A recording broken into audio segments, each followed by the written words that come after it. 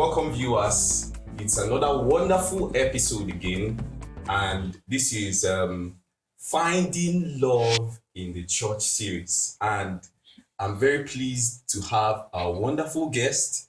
So, in a very quick manner, I want us to just get to meet you.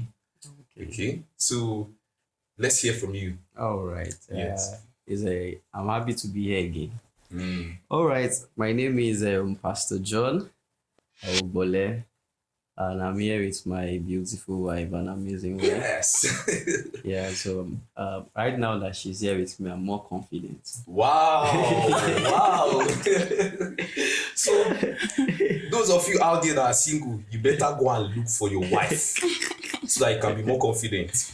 All right. All right. So Yes. I'm here with that. What do you say? My name is God's Will John Ubola. Okay. That's great. Thank you so much for being here. We are honored to have you. Quickly, just little questions. I just want to ask you little questions. For how long have you been married? Okay. I think she will answer that. I've been married for 10 months. Wow. Awesome. That's a lot. Yeah. That's a lot. How did you meet? And where did you meet? So, Pastor, I think I will throw this one to you because I noticed that you are trying to shy away from the questions. How did we meet and where did we meet? Okay. Is an interesting story. I think one thing that couples love to say over and over again is how they met and where they met. And it's very critical for every relationship. It's very critical. Where you meet matters and how you meet usually matters. So for us, our own story is that we how did we meet? We met in school. We met in school, not as classmates, but friends connected us in terms of I knew a friend who is also her friend. You get, so that's how we met. We met prophetically. We met on my birthday. Wow. Yeah, Wow. Prophetically, we met on my birthday. What happened there was amazing because probably before that time I was already preparing towards relationship. And one thing that I heard from God was more of don't bother looking for, you get. And I was not even sure when God told me, because what God told me is I'll give you a gift, a birthday gift. Wow. So God said, I'm going to give you a birthday gift. So I was expecting a birthday gift because that's what God usually do for me every year. So, and on that my birthday, one of my prodigies said he wants me to meet his intending spouse. Wow. So we went to a restaurant in school where he will come with his intending spouse, so I will get to see her. Okay. So him coming with his intending spouse, the intending spouse brought her. Wow.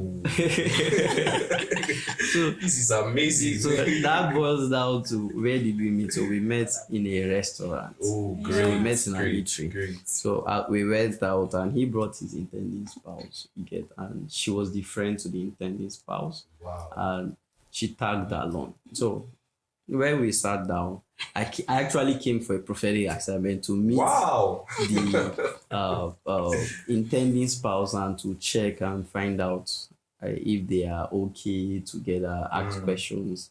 So the more I started asking questions to my prodigy and his intending spouse, there's a kind of attraction that was pulling me towards. And the man of God was looking to the side. So it was funny that she was actually seated at this side, at the left-hand side. I said it. And I was left-hand side. And I was at the middle. My prodigy was sitting at the right, and the intended spouse was sitting opposite me. Okay. So if I'm talking and I turn, I see there's this beautiful lady. The normal me, I'm not easily attracted that way. I'm not easily drawn that way. So something keep pulling me towards her. So I will turn, and the normal spiritual brother, okay, let me put up a defense. So I put up a defense and I turned my chair Wow. face the couples alone. I don't know you. And like there's something about you that is affecting me. But I came here for an assignment and I want to do my assignment and go. So we met in an eatery, but those were the connection with surrounding it. meeting. Yeah. Wow, this is amazing. Please, viewers, be learning. Be meeting your spouse in the right place. Pastor met his spouse in an eatery. Be meeting your spouse in the right place. All right? Yeah. Okay, so our stories might be different. Okay. So let's hear her perspective of the question. Okay, my perspective is not too different. Just that I wasn't supposed to be in that meeting. Okay. We had lectures that day, and the lady that was to be taken out was my closest friend. Wow. Yeah, and she didn't want to leave me to follow the guy. They were not already dating. It was proposing to date her. Oh, okay. Yeah, so she didn't want to go with him, and then he had to beg me to follow them so that she would agree to follow him. And that was how I so that she can be comfortable. Yeah, normally I don't go out. I wasn't the extrovert person. Okay. But then I went out with them, and then we met. So what would you say about when you got to the eatery and you entered and you saw this amazing handsome man of God seated and he began to dish out the mysteries of heaven? So what would you see? Okay, the first impression I had of him, mind you, he wasn't this big that time. Oh wow. Yeah, he wasn't. The first impression I had of him was, okay, before he came, that's my friend's guy, let's call him my friend's guy now. He actually told us that he wants us to meet his mentor. Okay. So I was like, is he a student? He said yes. I was interested in meeting the student mentor. You're mentoring someone in school with you. Wow. Almost the same level. So there must be something different about you. Yes. Yeah, the same level actually. Wow. Yeah, so when he came and then it was like, this is the person. I was like, why is he so small? Why is he so small? I was intrigued. I was surprised that it was him. But then I just flowed, right? Yeah, I think there was an unconscious pull. I wasn't attracted. Besides, I'm a lady. And maybe guys, they get to be attracted faster. But then I just flowed. I was just more like a flexible person in the circle. Okay. Just trying to make it work. Yeah, so I followed and all. Of and course, then when we you got were there, just trying to be there for your friend. Yeah, Yes. very true. Yes. And then I think the next impression was when we started talking, and then I didn't talk too much. I think he did most of the talking because he was a minister in the circle. Yes. Yeah, but then I think that was when after the meeting we snapped. We have our first meeting day picture. Wow. Because it was his birthday and then we were trying to celebrate him. And Okay. then, after then, subsequently we started to see and just become friends. Oh, great. So I would like to ask, how has been the journey so far? Maybe you could just give us a summary from when he asked you out to currently where you are now. Maybe just a brief summary. How has been the journey? Because we are talking about finding love in the church. So of course she's a church person. Yeah. Yes. So how has been the journey from relationship now to marriage? Okay. You want me to go first? Yes, please. Or ladies first? So how's been the journey? I would say it's an adventure of love. I like to title it as an adventure of love. So it's an exciting one. But when we say exciting, it's not just all filled with laughter all through. So from when I asked her out, I remember I asked her out April 19th. Wow. So I asked her out April 19th after one plus years of being friends, right? Yeah, after 1 plus years of being friends. So as friends, I was able to cultivate that atmosphere where she can be free to speak, where she can be free to be herself. So before we move into relationship, so when we began the relationship, it just looked like an advanced friendship. Yes. I think the difference there was more we can say I love you now than we could not say that in friendship. But we were so close. She was like my safe place as a man of God. So as a pastor, she was like my safe place where I could not be vulnerable. She was my vulnerability. So I could come up and say, today when I went to minister, my heart, I felt like this, or I felt disrespected like this, or I expected this. Things that men of God find people around that they can actually voice out to. So she became like a pillar of strength for me. Wow. She became like a zone. So the journey is really an adventurous one in that light. So relationship, we became very, very close. I made it a habit because I have models I was looking out for. Yes. Okay, so one of the people that I like my role models in marriage was Charles and Francis Hunter. Oh, great. So in great, Charles, great. anytime, anywhere you see Charles, you see see Francis. Yes. So I try to inculcate that.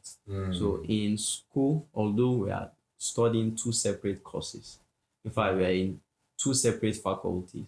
But once we are done with lectures, if you see me, just find know her that also you will find out. close by. She's not far. Yes. And we have brought that culture into marriage. Wow. So we have brought that culture into marriage. I know in school people will begin to say all manner of things, people will try to, but we kept it going irrespective of whatsoever people think, because we know the love, the bond that was within us, that was inside of us, and we know what God is set to achieve. So we're flowing from our inside, and I'm telling you, it's not pretense. I really love her, and I know she does, because that flow was inside. So from relationship, we the day we went out, we did a planning. So we did a planning.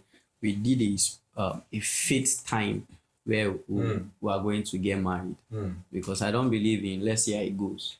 I don't believe in let's see how it. Take notes. Let's see how it goes. It's just like you got admitted to a university and they say Let's see how it goes. let's see how it goes. Just be studying. Let's see how it goes. Something is going terrible is going to happen. So I remember that day we sat down and plotted the graph and said, we want to get married in so year. By that year, I'll be so age, you'll be so age. These are the things we need to see. These are the areas. So she cited areas where I need to work on. Yes. You get. I cited areas she also need to work on. So we said, how are we going to achieve the goal? Because it's a long time goal. Yes. So we set the goal and said, this is the year I want to marry. This is how we'll go about it. So we were so intentional, and we also involve our pastors. Our pastors were aware. In fact, for her mom was aware, because she's very close to her mom, and her sisters were aware. So because we're so intentional, this stuff like you have found this person, you are sure of it. Yes. There's no points going back. So that's how we're able to push through from school, outside school, into marriage. And right now into marriage. Okay. So, Let me turn the question over to her now. Yeah. So now in marriage, so how has been the journey so far? Wow. Now in marriage, it's been really adventurous. Wow. I think that's our word, because I think adventures are sometimes surprising, enticing, exciting, and like unpredictable. Okay. you know that what's coming is good, but you can't even tell the extent of how good it is. Yeah, I think for me, some of the little fears I used to have when I got married, I realized that they were like a waste because we were so prepared. Honestly, Wow. we didn't experience the whole Wow. first year of marriage drama. We haven't, and we're almost done with the first year. Wow. Honestly, we didn't experience some dramas because I think our relationship, we were so real with each other. So real, so expressive, so open, so vulnerable.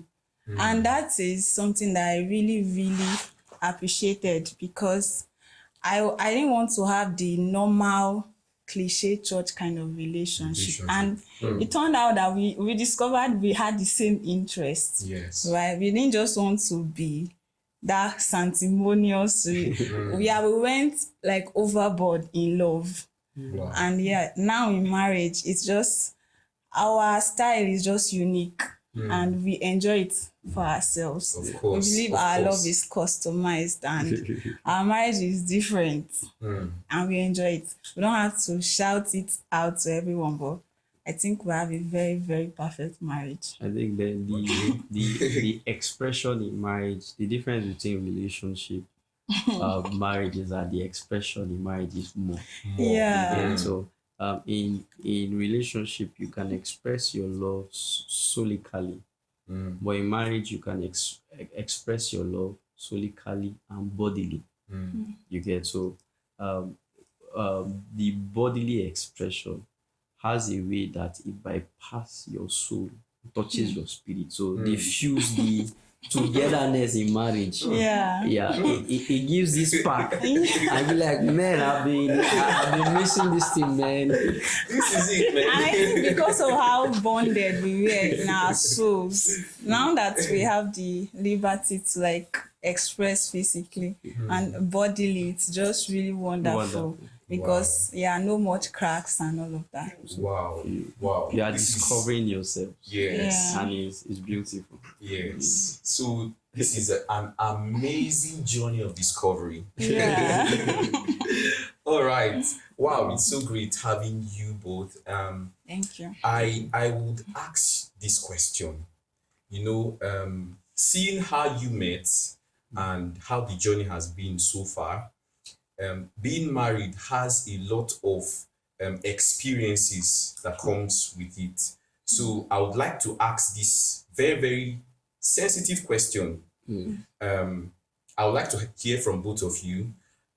What do you think those out there, the single people out there, what should they look at? What tells them that they are ready to get married? How do they know that they are ready for marriage? So let me hear from you, Ma. Ladies Okay. first. What tells them they are ready to get married? I have this ideology that before you, and I learned it from a mentor, that before you start a relationship, you Yes. should be so prepared that if as you're starting the relationship, there is every other resource ready for marriage, you'll be ready to start marriage. You get so Yes. our relationship time wasn't just like while away time, while we wait. No, we were really investing in. So I think that what Take people note. Investment. Yeah. Relationship is investment. so I think yes. that what people need to know is what prepares you for marriage. The right mindset matters really. It really, really matters. The right mindset. In fact, mindset is a whole lot. I would say the right mindset and then your relationship with the Holy Spirit, not your service you need in church or you. the Thank family you. you're from or I think I'm how liking many this already. times I'm you, liking this, yeah, yes. how many times you attend church service or how close you are to your pastor. No, not that. Your relationship with the Holy Spirit, because everybody has different seasons in life. Yes. You can't use another person's program for your own life. So, like, I think Lawrence said that during the last podcast that while you are in the relationship, it's more like, Holy Spirit help me. It's more like That's your like- your relationship with the Holy Spirit gives life to your processes. Yes. So you're not just taking actions based on your plan, your written out plan. The Holy Spirit gives life to your plan. So it's like, okay, do this now, and Yes. then this is the person. The Holy Spirit will not choose for you, but He directs you on how Yes. to choose. Yes. Right? So that's more like an advantage.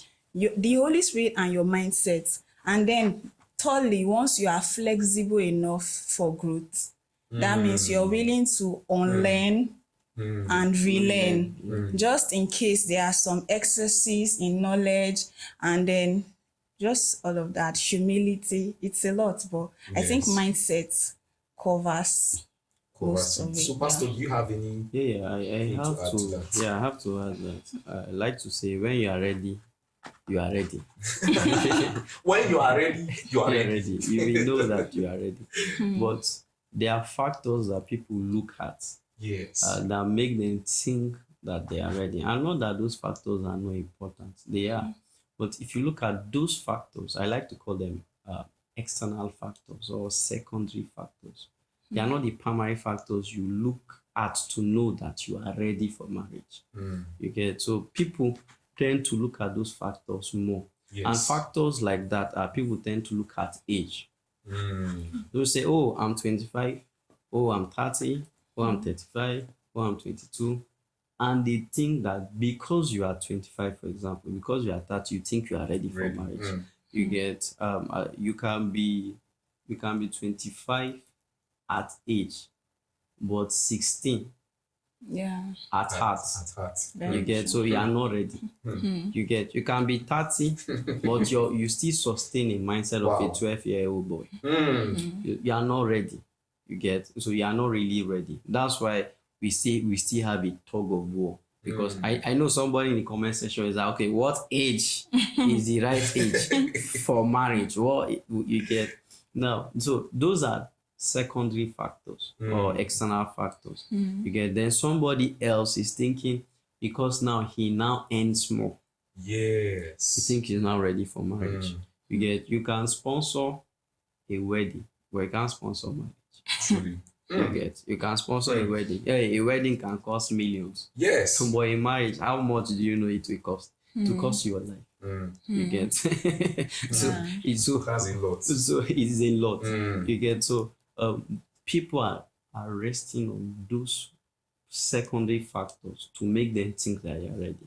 Societal pressure also make people think they are ready. Until when we come and try, Yes.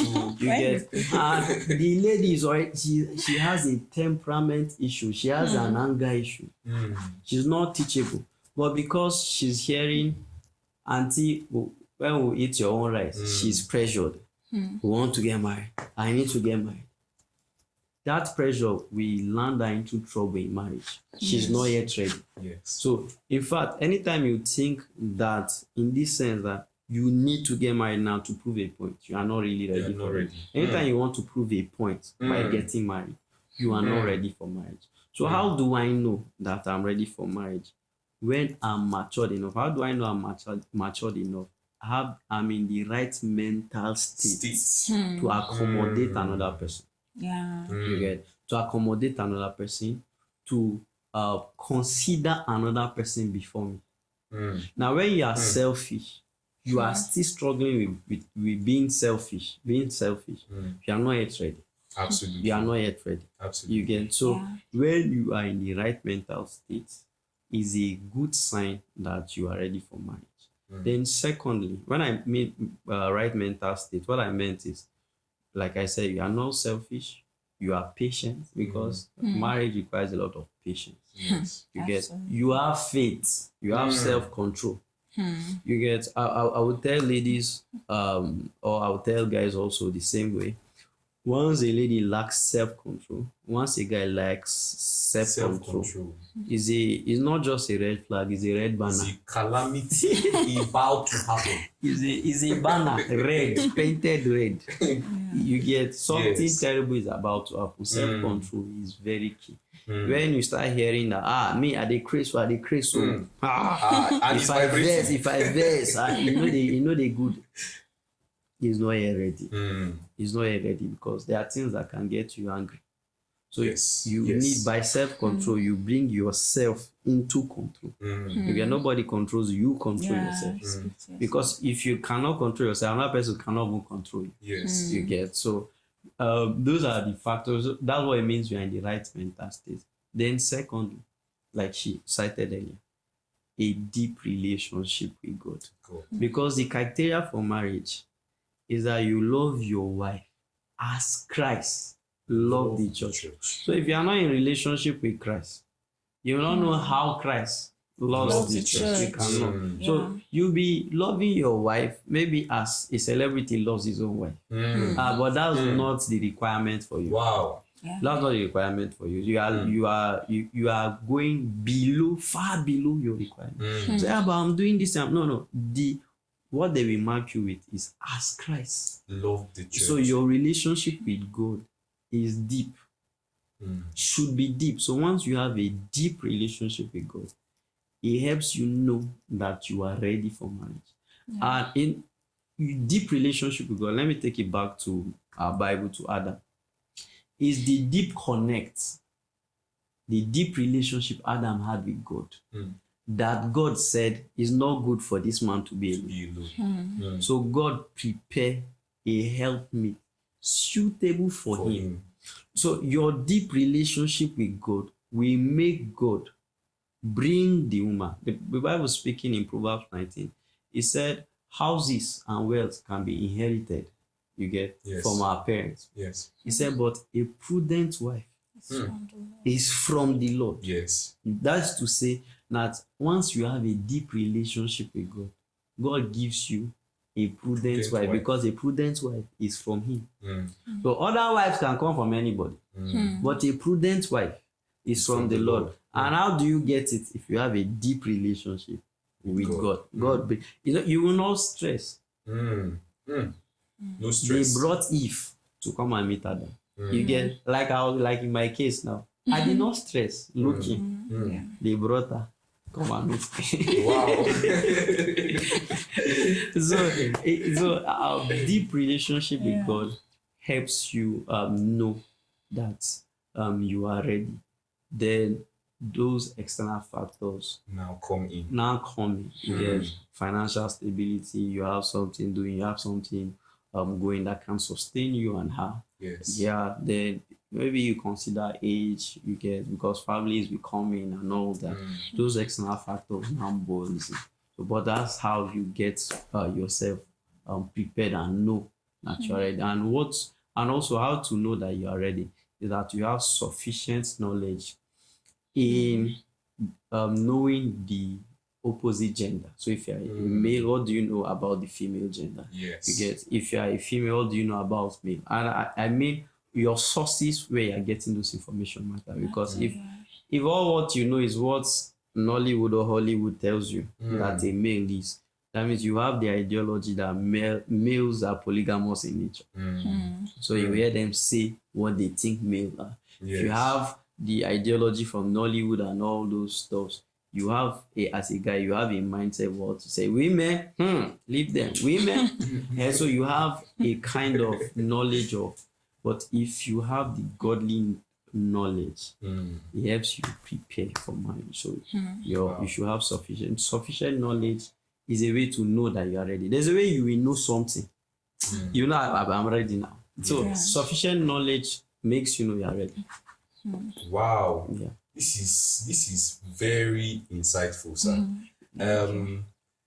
I'm so excited that these words are coming to you, our viewers. Yeah. And I hope that you have been learning a lot. And I hope you have been writing those comments in the comment section. Yeah. Okay. Some of you that were busy asking some questions about sex. Okay. I'm going to ask one last question because we are coming into that area. You know, we are talking about very, very sensitive things relating to finding love in the church. So, sir, you are married, and I know experientially you'll be able to answer this question. Yeah. A lot of people, newly wedded couples, say, I was not prepared properly for sex. Specifically now.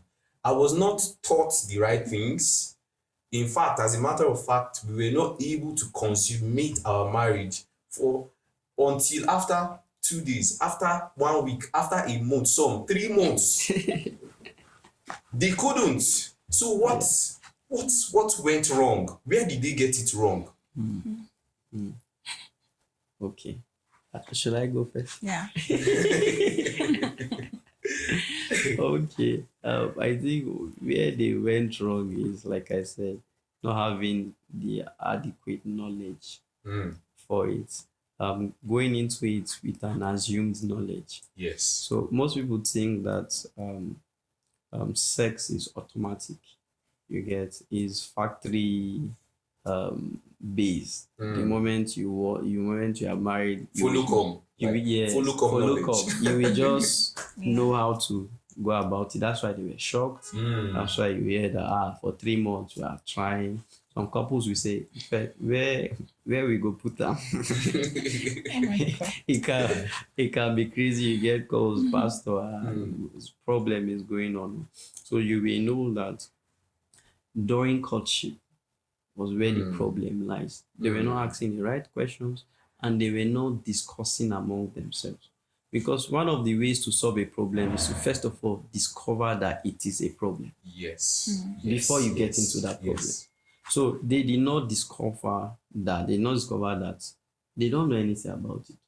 They just assume that they know. If it was being discussed in courtship by both parties, you get, by the couple, saying, what do you think about it? What do you know? You get, they were able to tell that, oh, this is what I know, this is what I think. You get, this is what I imagine. Oh, this thing I saw it from a movie. Yes. Oh, this thing I saw it from porn also. You get, they'll be able to tell, then they can come to a consensus and say, oh, this knowledge or this, then they will find the gaps that we don't really know this thing. So a lot of couples don't make those discoveries that this is what we don't know, this is what we know.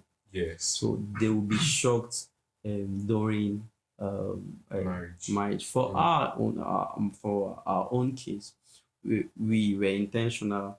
We have our mentors, we have pastors, we have teachers that were willing to tell us, because they suffered and they don't want us to go through. Yeah, so they want us to go. So they began to tell us. But I was intentional. There was this book, Modern Marriage by Doug Howard Mills. In fact, in those books, he had pictorial drawings. You get, then this book by Tim LaHaye, The Act of Marriage. Yeah, so went, and there's one other book I also read. So I was intentional to, because as a pastor, there are very little you know about it, because like I said earlier in previous videos about interest, you don't just want to be interested about it. But right now you're going into it, so it was an area of interest. Yes. So I researched book, couples around me, I asked them specific questions, definite questions. And I even know that I even knew that they have bodily preparation. Okay? Some couples, they have a notion of wedding night, and it must happen that wedding night, and it depends on the kind of wedding you have. So you dance, they made you dance all through the wedding reception. Exhausted your energy. You started the wedding from 6 a.m. or 5 a.m. in the morning. You know, overexcitement is your day, is our day. You don't even get to eat. You get so interesting. You dance, church wedding closed by 2 p.m., 1 p.m. Reception closing by 6. You have danced, you have greet people, you have snap picture, you are smile all your own smile. You are tired. You want to now force. Your body is not prepared for it. You get, you are tired, you have not eaten, you don't have the energy. You get, and so it will not. So because we want to do it this night, no, find a time convenient. It's not a. We are not operating by one tradition that is a do or die something that must happen that night or that day. But if you have a wedding that is less burdensome, you get, other factors can be the reason why. So, but if you have now is the time to practicalize, and you know, practical is different from theory. So, but if you have enough information of theory, your practical will be exciting because you have a lifelong time to keep practicalizing. You get, so and most couples, again, the reason why they are frustrated, it's 3 days, is 1 week, is that they have not developed patience. So Oga is not patient with madam. There's a knowledge of sex he has. He want to now. I don't Right wait. now, I we are must ready. get to the point. You cannot be a pro in 1 day or in 1 week of marriage. So it takes time. So you are learning your body. Even you as a man, you are learning your body, understanding your body. Understanding your body. You get, except you have maybe experiences from before. But we are talking generally on couples where no external experiences, but you are getting it now. So in that point, patience play a vital role. So but I said sufficient knowledge, we do away with we did not know like it was like this. You know, there are meals we won't tell you that for ladies, you say get a mirror, because some ladies don't won't know their sexual organs. They don't know. You get, so Stagger means say get a mirror, observe it, this is where, and in the book he drew stuff and say, oh, this is it, and this is it, oh, these are the parts, and it's great. So that knowledge helps you, and talking to mentors help us. When one of our pastors, he was very raw. You get, my pastor's wife, she was very direct. Kudos to you, pastor. Kudos. My pastor's wife was very direct. Well, like, this is what you should do. Pastor John, you will have seen it like this. Calm down. This is it. This is it. And it was so we went with it. Yeah. Wow. Okay. Yeah. That's great.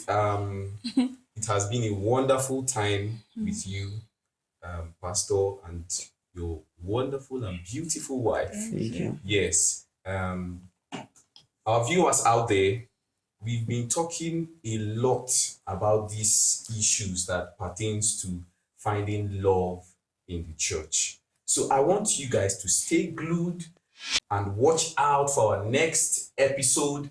Don't forget to make sure you do what?